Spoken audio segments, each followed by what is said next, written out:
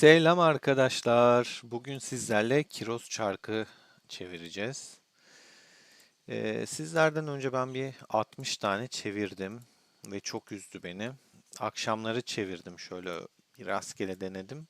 Gerçekten kötüydü. Dedim canlı yayında öğlen falan çeviririm. Ama öğlenleri bence daha iyi verdiğini düşünüyorum biliyorsunuz. Fakat öyle bir zamanım olmadı maalesef. O yüzden yine akşam bu videoyu çekiyorum. Canlı yayında açamıyorum çünkü canlı açtığımda sizlerden ayrılması zor oluyor. Maalesef kapatasım gelmiyor ve çok çok uzun sürüyor video. Yani benim için 2 saat falan uzun işin gerçeği arkadaşlar. Öyle bir zaman dilimi ayırmak zorlayıcı oluyor. O yüzden normal videoyu çekeceğim ama olduğu gibi zaten paylaşacağım. Şimdi hazırsak tabii ben birkaç saattir oyuna da bakamadım. O sırada hediye birikmiş. Şuradan teknoloji şeyini de yapalım. Bağışımızı. Birikmiş bunlar. Bayağı bir giremedim. 6 saat falan girmedim sanırım. 6 saatte geldiğimiz nokta. Her şey dolmuş. Hemen toplayalım şunları. Sonrasında çarkımıza geçelim. Çarka geçmeden önce sizlere KVK'da son durumu da göstereyim arkadaşlar. Merak ediliyor çünkü. Gerçekten hafta sonu bu arada kaçırmayın. Çok büyük bir savaş var. Bakalım hangi taraf kazanacak. Bir önceki videoda yorumlarda buluşalım dedim. Hafta içi çektim. Pek izlenmedi galiba ya da yorumlar bırakılmadı. İzlenme sayısına falan bakmadım işin gerçeği. Ama en azından bir 300 izlenmesi vardır diye düşünüyorum. Hiç yorum yapılmaması üzdü. Yani hiç fikri olan yok mu? Şu komplar iyi ya da karşı taraf iyi, siz daha iyisiniz diyebilecek biri yok mu? Aşama puanları şu şekilde. Toplam puan da bu şekilde. 4 milyar fark var. Çok aşırı bir fark yok. Rakip güçlü sonuçta. Sıralamaya şöyle baktığımızda toplama bakalım direkt. Spare One 1 milyara yaklaşmış. Kit One 900 milyona yaklaşmış. Popis One, Pink Color, bizim Zagros. Helal olsun Zagros'a. Froyke, helal olsun Froyke. Stesse, Angry.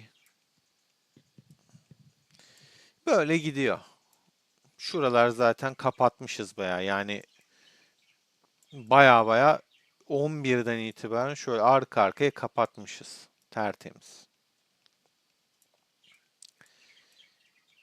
İttifak olarak da şöyle baktığımızda 14 milyar, 14 milyar, 8 milyar, 7,7 milyar. Onlar daha aktif görünüyor gördüğünüz gibi. Yani burayı mesela full 40-40-40 yani çok ciddi puanlar değil ama sonuçta bir aktif insanları var demek bu. Ha cephe refakati de yapmadım ben bugün hiç. Onu da yapayım unutmadan. Ama tabii ki bu çark videosu çark yapacağız arkadaşlar. Cephe refakati yapmayacağız. Sadece ben videoyu çekerken onları bir büyüye gönderirim takılsınlar diye. O şekilde yaparız. Bir yandan şunları da keseyim çünkü buradan kafalara vesaire ihtiyacım olacak. Herkes almış şu alevliyi. Evet. Çarkı da göstereyim şimdi. Kaç kafa? 64 çevirme yapmışım. 64 çevirmede tabii ki sandıklardan gelen kafalarla beraber ki ilk 60 çevirmede zaten size 60'da 15 kafa veriyor. Yok 20'de bilmem ne. Yani hani neredeyse hiç vermedi. Bir dakika.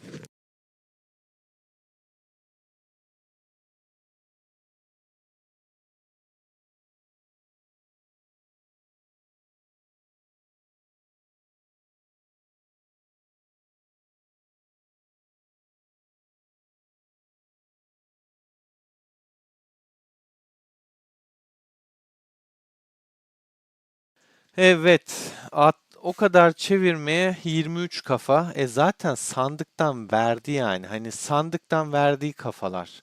9 çevirme falan boş attı ya. Gerçekten inanılmaz bir şey. 60'ta zaten 15 kafayı 60'ta verdi. Sırf şu sandıktan. Ondan önce 20 kafada falan var mıydı hatırlamıyorum. İşin gerçeği. Bunlar da kaç diye artıyordu. 60'ta ama 15 kafaya aldım. 15'i düş. 23'ten 8 kafa kalıyor. Ya gerçekten inanılmaz boş attı ya. Öyle böyle değil. Çok kötüydü. Umarım bu akşam böyle olmaz. Beraber yapacağız. Yani canlı olmasa da beraber olaraktan sonuçta sizin için çekiyorum. Bir beşli atalım arkadaşlar. Bu arada ben dördüncü sezonda Timur ve Kiros alacağım. Timur'u da kötülüyorlar. Kiros'u da işte debuff geldi. Yani nerflendi, zayıflatıldı dendi. Çok böyle hor görenler olmuş. Abi Kiros hala güçlü yani. Kim diyor onları bilmiyorum ama Timur'da bende Guan Yu var, Rani yok. Timur Guan Yu yerine gayet iyi, güçlü, dayanıklılığını arttıracak bir kahraman. Kötü değil yani Guan Yu'ya baktığımızda. Lubu kompu da önemli bir komp. O yüzden ben Cyrus ve Timur yapacağım. Ha, ama tabii ki oyunun böyle daha Türk kökenli diyeyim. Böyle komutanları biraz daha zayıf çıkartması da can sıkıcı. Neyin kafasını yaşıyorlar anlamış değilim. Hani bir gares var mı? İnsan bir sorgulamıyor değil. Komplarımı şöyle göstereyim arkadaşlar. Buraya Kiros'u koyacağım. Buraya da Guan Yu yerine Timur'u koyacağım. Bugün beraber kaça kadar gideceğiz? Kaça kadar gideceğiz? Kiros için 200'e kadar gideceğiz arkadaşlar. İdeali 120'dir ama benim çok kafa ihtiyacım var. O yüzden 200 yapacağım. Ha, bana bunun sorusu çok geliyor. Bizim WhatsApp grubunda da çok soruyorlar. Arkadaşlar Kiros çok güçlü hala. Çok basit şekilde size göstereceğim bunu da. Hani denemeden ya da şey yapmadan böyle ben size bir kahraman hiçbir zaman kesinlikle alın demem. Test server'da test edemedim. Ama bizzat birkaç deneme yaptık.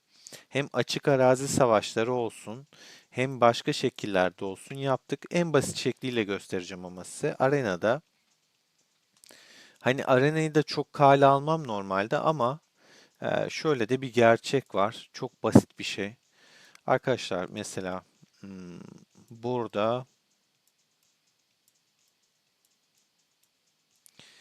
bakın The Dude diye bir adam var. Dude. 61,5 milyon güçte. Ben bunu yenerken ki hep yeniyordum bu arada. Geçmişte de var mı denk gelmiş miyiz? Yani vardı da burada görünmüyor. Çok rahat bir şekilde yeniyordum bu adam. 2 kompum falan kalıyordu. Ve ben o sırada araştırma da yapmamıştım. Yani birazdan diğerine geleceğim rapora. Bakın burada bu adam görüyorsunuz zaten rahat bir şekilde alındığını. Mızrak kompu şu.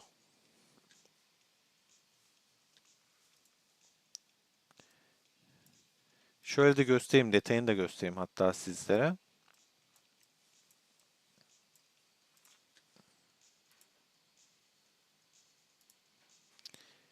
Yani teçhizatları falan full böyle. Adamın ana kompu mızrak. Leonidas falan full.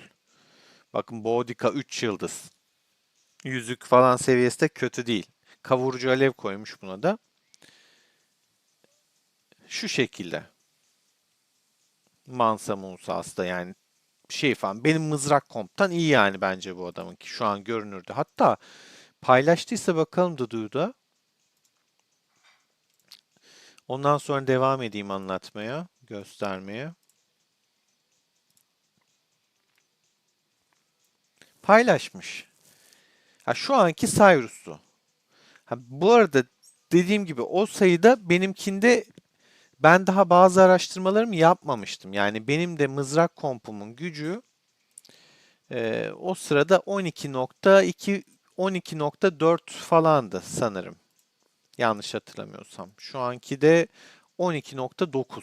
Neredeyse 13 milyon. Bakın mızrak kompumun gücü. Neyse baba, geliyorum mevzuya. Adamın zaten şu anki kompunu da gördünüz. Ben bunu rahat kesiyordum. Sonra yine tabii ki standart saldırımı yaptım. Bozgun. Lan dedim, ne oldu yani? Hani iki tane de ordusu kaldı. Bilin bakalım ne kaldı? Baba ne kalacak? Bir tane Cyrus'u kaldı. Bir tane de şeyi kalmıştı. Sezar'ı kaldı galiba. Aynen, Sezar'la Cyrus'u kaldı. Cyrus yapmış adam, yani Kiros yapmış. Musa'yı da bakın, fark ettiyseniz benimki gibi yapmış çakal. Kralın kılıcını koymuş. Öncekinde zorlu misilleme vardı. Uyanık öğrenmiş. Ha, oyunun önerdiği şekliyle gitmişti. Sonra benimkini copy paste yapmış. Buraya da ama Bodika'da da o kralın kılıcı kullanıyor. Zorlu misilleme ben hortum kullanıyorum. O kralın kılıcı kullanıyor. Ama Musa'nın şu iki şekliyle güzel yani. Yüzüklerimiz bende şu aynı seviyede. Kavurucu alev yerine bende yüce daha var. Yıkım onunki daha fazla. Şu şekilde aradaki hasar farkına bak. Adamın, yani Kiros'un dünyanın kralı özelliği, bakın neler yapıyor. Savunmayı yok sayıyor. Kudreti arttırıyor. Alınan hasarı azaltıyor ve 10 defa etkin olmuş. Kritik vuruş, karşı saldırı. Zaten açacağınız yetenekler de bu arada göstereyim. Şu ikisi.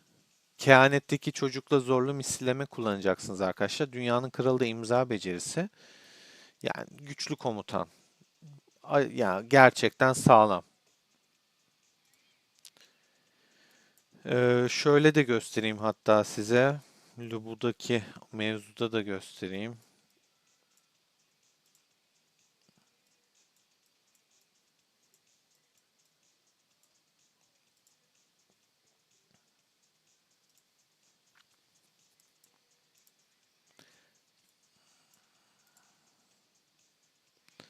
Yani çok belli olmuyor ama ben bununla savaşıp da sürekli savaştığım kişi olduğu için biliyorum.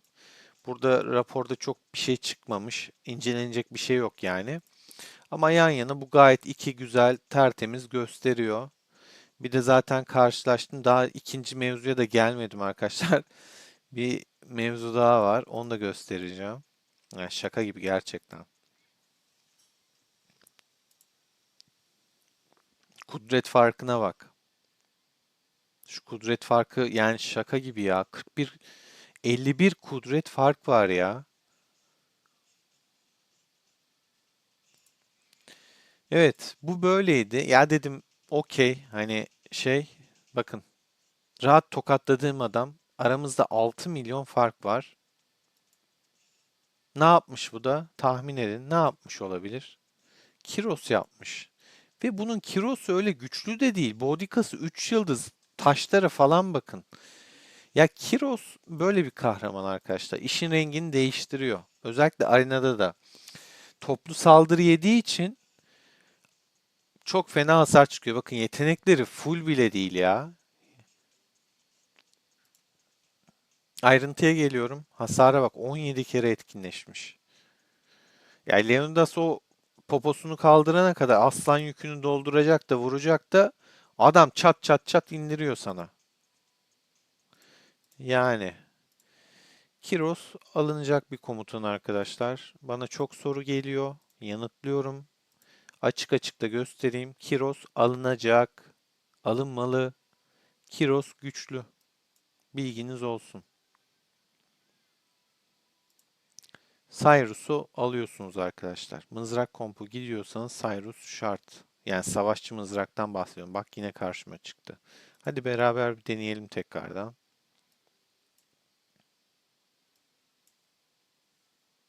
Şunu da şuraya koyacağım. 134.700. Bak normalde baktığında ne var abi? Bu bunu yiyecek çok rahat. Öylesine koyduk kılıç mecbur dördüncü kompum. Lubu zaten hani bakın kahramanlarımın ortalaması da bundan daha iyi. Bir tek Kiros çok güçlü. 134.700 şeyinde asker şeyinde. Zaten teçhizatlarını falan da gördünüz güçlü. Taşları da bu arada iyi. İşte kapasitesi o yüzden çok fazla. Kapasite taşlarını falan hep geliştirmiş adam. İnceledim ben. Yani benim kahramanlarım şöyle zaten şu üçe bakın. Şu üçe bakın. Daha üstünüm. Ortalama hepsinde daha üstün. Bir tek şu değil. Bakalım hadi beraber kapıştıralım. Biraz daha taşlarımı geliştirdim ama bakalım ne olacak. Bak Hannibal'ı gitti. Mulan'ı gitti. Kiros duruyor. Benim bakın Ramses duruyor. Lubug duruyor. Şey de gitti. Kiros'u da öldü. Aldım bu sefer. Bu sefer aldım. Ben taşlarımı geliştirdim bu arada. Arada biraz daha oynadım. Zorladı. Yani Kiros'u gördünüz nasıl dayandı. Yani benim bu adamı zaten çok rahat yemem lazım. 4 kompumuza baktığında arada çok fark var. Kiros yapmayan kalmadı anasını satayım. Bilginiz olsun. Oh şu an içim rahatladı intikamı alınca. Bu arada ben de tabii ki hani güçlendirdim. Bir iki araştırma daha yaptım. Birliğimi 13 milyona çıkarttım mızraklı kompunu. Bir de taşlarımı yükselttim birazcık. Malum artık şeyler var. Hatta bugün sizden sonra şu sarıları biraz daha el atacağım. Boşta olanlar varsa bakın 3 tane kudret boş mesela. Birleştireceğim. Bunları biraz geliştireceğim. Şu taşları arttırmam lazım. Daha da güçlendireceğim. Onu videodan sonra hadi geçelim çarkımıza. Bunu açıklamam gerekiyordu arkadaşlar. Çok sorusu geliyor. Guan Yu mu Timur mu? Timur arkadaşlar. Bak yine boş verdi ya. Abi çok kötü veriyor ya. Zaten bu 60'a gelene kadar 9 boş attı bana. Çok kötü. Gerçekten kötü yani. Çok çöp ya. Resmen vermiyor bana. Hani onlu kafayı geçtim. Birliği bile zor alıyorum. Bu kadar olmaz ya. Yok yok. 200'e kadar gideceğiz arkadaşlar. Ama yani hani böyle giderse çok kötü. Şu onlu kafa ver bari de açığı kapat biraz ya. Gerçekten çok canlı yayın açasım geldi. Ama dediğim gibi sizlerden ayrılmak da zor oluyor. Çok kötü yani. Bakın kaç tane boş verdi. 5 çevirme yaptık, 3'ü boş. Yani 25 çevirme yaptık, 15'i boş. Böyle bir şey olmaz ya. Rastgele bastım anasını satayım orada. Bir nefes alayım. Şunu da şöyle canları yenileyelim. Sanki ihtiyaçları varmış gibi bir tek şu. Çok kötü ya. Gerçekten çok kötü. Şu sepetlerimizi alalım bari orada.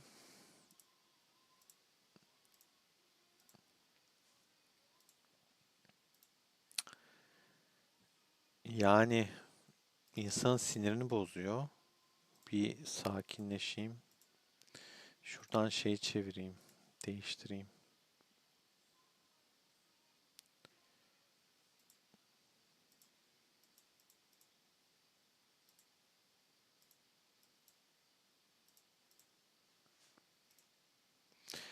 Bu arada arkadaşlar şeyi açamadım daha restorasyonu. Hani zaten bu hafta sonu gibi olur diyordum. 2 gün var haftanın bitmesine ama şöyle bir baktığımda yani 750 yapsam da 5'i yapamayacağım. Bir hafta falan daha bu 1050 sürecek ya. İç kale restorasyonunu açmak istiyordum. Çünkü inşaat da yapmak istiyorum. Artık şu inşaatlara ufak ufak başlamak istiyorum. Başlamam lazım. Ama maalesef biraz daha uzayacak gibi. Çünkü bu paketlerden ya taş vardı. Maalesef biraz aklım ona da gitti. Taşlardan çok şey yaptım. Şuradan çok yöneldim. Teçhizat ve taş güçlenmek için. Kristallere de, şimşeye de, magmaya da çok ihtiyacım vardı ama restorasyon da neden önemli arkadaşlar? Yani şunu geliştirmek, bakın birim türlerin saldırısı %5 veriyor. Yani acayip bir güç patlaması yaşatıyor. O yüzden bir an önce geçmekte istiyorum. Bakın, hasar artışı %2, savunma %5, araştırma hızı da verecekti. Neyse, bakacağım arkadaşlar. Ona da bakacağım. Şu kalleş çarka bir geri dönelim bakalım. Atlayaraktan bir beşli atalım. Onlu ver bana. Açığı kapat artık. Şu onluyu ver. Bak abi, çok boş veriyor ya. Hiç bu kadar kötü bir çark görmedim ben ya. Ya gerçekten çok kötü veriyor. İnsanın böyle sabrını, oh be. Oh, şükür. Ya gerçekten çıldırtacaktı artık yani. Hani bir tane onluyla böyle kurtulmaz da.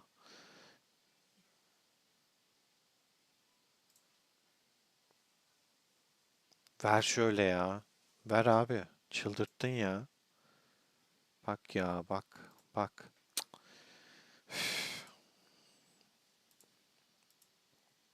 200'e gideceğiz arkadaşlar. Sabrımızı sınayaraktan 200'e doğru yolculuk yapacağız. All is well. All is well diyoruz. Sakin kalıp devam ediyoruz.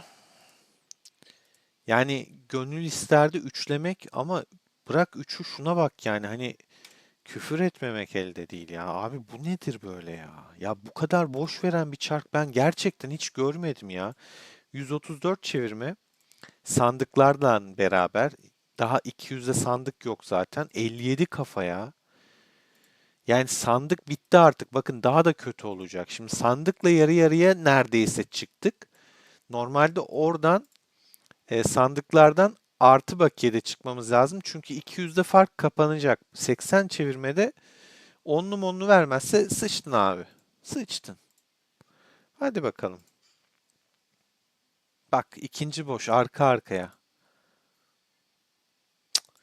Abi çok kötüsün ya. Çok kötüsün gerçekten. Seri bir şekilde bitirip küfür edip gideceğim şimdi. Bak yine boş verdi yani. Çok kötü ya. Az öncekinin üstüne mesela 30 20 çevirme yaptık. Bir tane, ilk 3 tane kafa verdi 20 çevirmeye. Gerçekten çok kötü ya.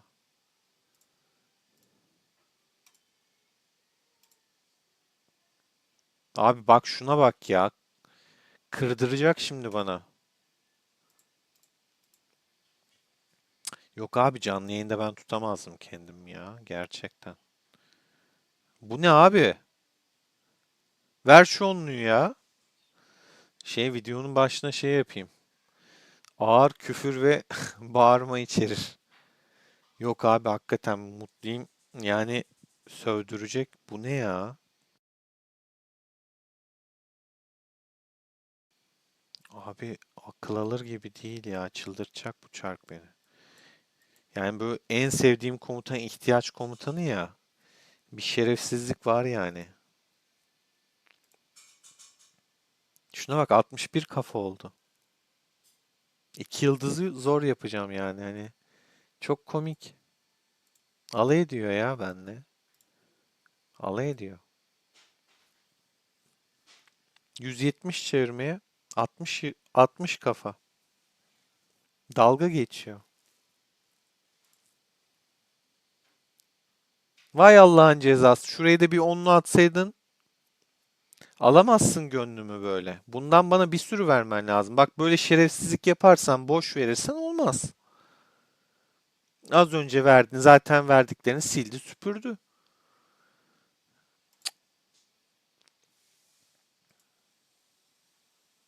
Abi onlu ver. Onlu kapatmadan onlu ver bari ya. Yok onlu falan vermiyor ya. 300'e mi gitsek? Ne yapsak? Çok kötü gerçi yani. 300'e gidip daha da mı kendi sinirlerimi zıplatacağım.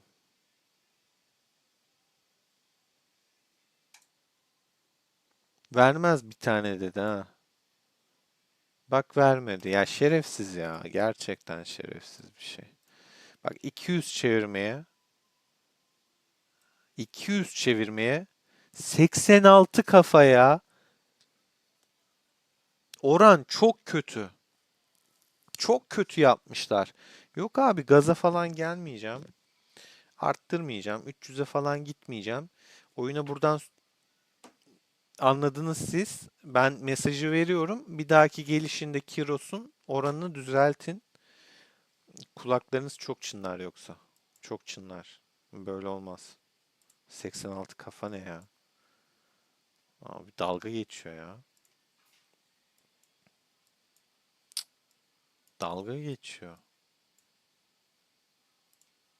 Oğlum zaten şurası 3, 6, 9, 12 işte kaçtı? 20 idi burası. 8'de son 20 burası. Ulan 2 yıldız bile yapamıyorum. Yani şaka yani. 2 yıldızı şu hatırlatayım. 8, 8, 8, 8, 16, 32. Zaten şununla şunu yaptık. 20, 22 bitti. İkinci yıldızın şunu basamıyorum ya. O kadar kötü bir çark geçti arkadaşlar. Yani leş. Hiç bu kadar kötü görmedim ben ya. En kötü çark benim için. Gerçekten açın bakın eski çark videolarımı. En kötü çark bu benim için.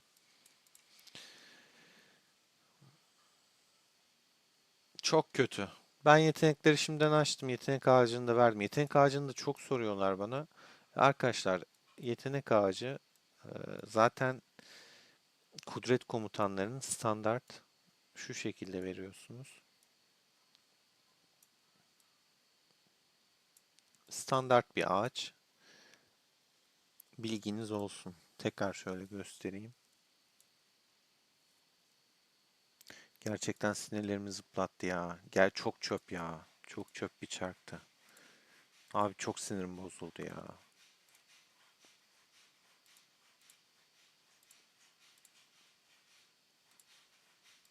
Acayip can sıkıcı bir çark. Sizde nasıl bilmiyorum ama benim gördüğünüz gibi yani hani gerçekten sövmelik bir çark.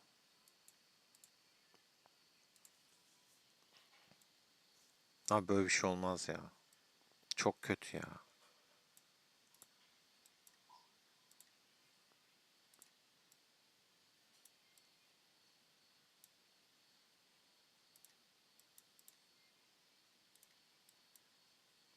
Bitirdiklerim bunlar arkadaşlar. Bunları aldım takastan.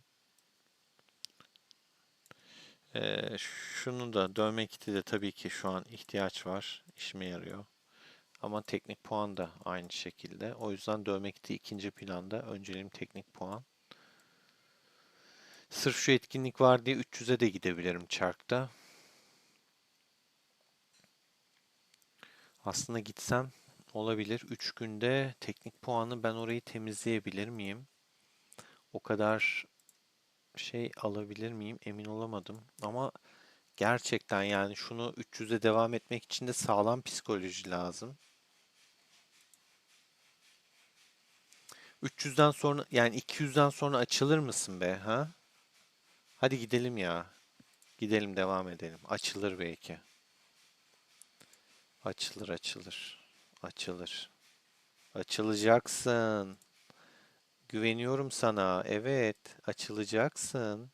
Çok güzel olsun. Orada 4 verdin. Sıfırdan yeni bir sayfa açtık. Evet, çok güzel gidiyorsun. Çok güzel gidiyorsun. Harikasın, harikasın. Tertemiz bir sayfa açtık. Bir tane de onlu patlatırsan araya çok iyi olur. Önemli değil. Onlu patlat şuraya. Getir bir tane onlu. Onlu istiyoruz. İşte bu. Çok güzel gidiyorsun. Harikasın. Hiç önemli değil. Bir tane onlu verirsin, kafa verirsin, telafi edersin. Aa çok iyi. Çok iyi. Not edin şunu. Evet, çok iyisin. Harikasın. Hiç önemli değil. Hiç önemli değil. Ben sana inanıyorum. Ver bize bir iki kafa. güzel, güzel vereceksin. Evet, evet. Harika gidiyorsun. Çok güzel. 300'e geldik zaten. Hiç önemli değil. Ver bir tane daha. İşte bu. Bir tane onlu da ver. Çok iyi. Onluyla kapatalım. Hadi. Harikasın. Hadi onluyla da son final yap. Çok iyi. Oh be. Ne oldu? Bak açıldı. İçime doğmuş gibi bir anda arkadaşlar. İyimserlikle 300'de yarı yarıya oranı neredeyse %50'ye getirmeyi başardım. Bir anda içime doğdu. Devam etmek istedim ve güzel bir sonuç aldık. İyi ki devam etmişim. Gerçekten iyi ki devam etmişim. Şu an mutluyum arkadaşlar. Yayın keyifli bir hal aldı. Şu an çok mutluyum. Yarı yarıya yani çok iyi değil tabii ki ama yarı yarıya getirmek büyük bir başarı o rezil durumdan.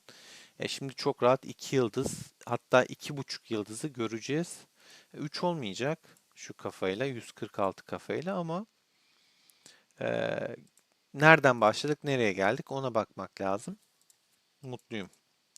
Teknik puanda artık yarın hatta 3 gün içinde burayı da temizlemiş olacağım. Aşikar oldu.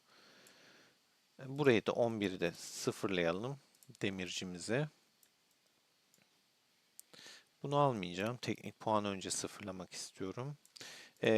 Meyve sularını bitirmek için inşaat alacağım. Neden inşaat alacağım? Yok, kaynak alacağım. Kaynağa çok ihtiyaç olacak restorasyonda. Tertemiz kaynağımızı da aldık şu anlık. Oh, rahat rahat arkadaşlar. Mutlu mutlu yayını kapatabilirim. Şunu da cephe refakatine göndereyim. Çünkü görkemli var. Hızlı bir şekilde bitirsin. Başla babacım, başla. Büyüyü bitirdik zaten. Oradan taş alacağız. Görkemli görevlerine bir bakalım. İkinci sıradayız. Birinci sırada 40 var şu anda. Üçüncü sırada 35 var. Ama KVK'da her şey değişir. Genelde şöyle. İttifak sıralamasında 73'ten Crimson Wolf birinci sırada. 40'tan One for All ikinci sırada. Valinor bizdeki üçüncü sırada. Şöyle gidiyor işte. Kişisel puanlarda bugün yapmadıklarım ne var? Balık tutacağım. Cephe refakati yapıyorum. 5 kere yapınca puan olacak zaten. Tık tık tık. Keşif bir tane kalmış. Doruk arenası. Keşifi hemen başlatayım o zaman. Unutmayayım. Kabile, terfi, eğit. Tamam. Turbo yok zaten bugün. Okey. Yapacak çok görev var. Bu puanı 5000'lere çıkartacağım rahat. Beni dinlediğiniz için teşekkür ediyorum arkadaşlar. Kanala abone olup beğenmeyi unutmayın. Destekleriniz kıymetli. Bu arada YouTube'da aboneliklerimi özelleştirdim. Daha üst abonelikler alırsanız beraber hesap incelemeleri, birlikte oynamalar vesaire yapabiliriz. Bilginiz olsun. İlgilenen varsa benimle beraber oyun oynamak isteyen kanalıma da ekstradan yani katıl tarafından katılıp abone olabilirsiniz. Orada özel videolar da çekmeyi düşünüyorum ilerleyen zamanlar için. Bilginiz olsun. Seviliyorsunuz. Hoşça kalın. Kendinize iyi bakın arkadaşlar.